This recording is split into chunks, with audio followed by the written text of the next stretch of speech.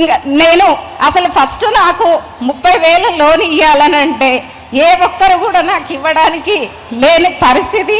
100కి 3 నుంచి 5 రూపాయల వడ్డీ నేను కట్టాను సార్. నాకు రేషన్ షాప్ ఉంది, ప్రధాన వృత్తి రేషన్ షాపు. దానికి కట్టడానికి నానా ఇబ్బందులు పడ్డాను.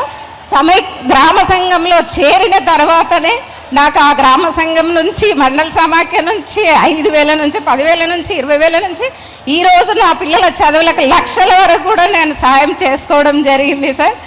ఎంతమంది పిల్లలమ్మా? 2 అబ్బాయిలు సార్. ఏం చదువుతారు?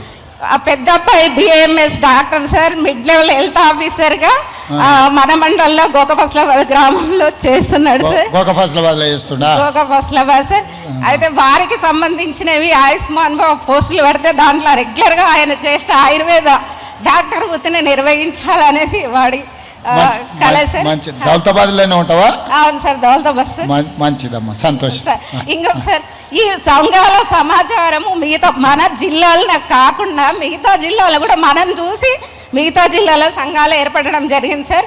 అమెరికా ప్రెసిడెంట్ జార్జ్ బుష్ వచ్చినప్పుడు మన సంఘాల పద్ధతి ఏంది అదేంది రాజేంద్ర నగర్ ICMకి వచ్చినప్పుడు నేను సమాఖ్యల తరఫున ఆయనకు వివరించడం జరిగింది సార్.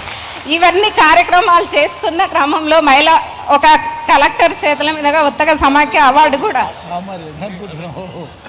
మంచి తల్లి. ఇప్పుడు మన దౌలతాబాద్కు జూనియర్ కాలేజ్ ఇచ్చినాం, BC వెల్ఫేర్ రెసిడెన్షియల్ స్కూల్ ఇచ్చినాం తెలుసా? మన పిల్లలందరూ మంచిగా చదువుకోవాలని దౌలతాబాద్కు జూనియర్ కాలేజ్ లేదు కదా, జూనియర్ కాలేజ్ ఇచ్చినాం. 12 కోట్ల రూపాయలు నిధులు మంజూరు చేసినాం. BC వెల్ఫేర్ స్కూల్కి మంజూరు ఇచ్చినాం. ఇక్కడ కోస్గిలో ఇంజనీరింగ్ కాలేజ్ ఇచ్చినాం, కోడంగల్లో మెడికల్ కాలేజ్ ఇచ్చినాం, వెటర్నరీ కాలేజ్ ఇచ్చినాం. ఇక్కడ మన ఆడపిల్లలు చదువుకోనికే డిగ్రీ కాలేజ్ కూడా మన కోస్గిలు ఇచ్చినాం. మన పిల్లలు అందరు ఆడపిల్లలు చదువుకోనికే, మన పిల్లలంతా చదువుకోనికే అన్ని ఏర్పాట్లు చేసినామమ్మా. మీరు అందరికీ ఇక్కడికి వచ్చిన తల్లులందరికీ నా సూచన ఒక్కటే, పిల్లలు చదువుకున్నప్పుడే మన కుటుంబాలు బాగుపడతాయి. ఇవాళ వీళ్ళందరూ పెద్దోళ్ళు ఇక్కడికి వచ్చిండ్రంటే పైసలుండి పెద్దోళ్ళు కాలే, చదువుండి పెద్దోళ్ళు అయిన. చదువుకుంటేనే పెద్దోళ్ళం అవుతాం. కష్టపడైనా సరే ఓ పూట ఉపాసం పండుకొని అయినా సరే పిల్లల్ని మంచిగా చదివించుకోరు. మన ప్రాంతంలో చదువుకోవడానికి గతంలో అవకాశాలు లేవు. ఇప్పుడు పెద్ద ఎత్తున మన ప్రాంతంలో చదువుకోవడానికి అన్ని ఏర్పాట్లు మనం చేసుకుంటున్నాం మన ప్రభుత్వం ద్వారా. మీరందరూ ఆశీర్వదిస్తే మన ప్రాంతం అంతా సస్యశ్యామలం అవుతుంది.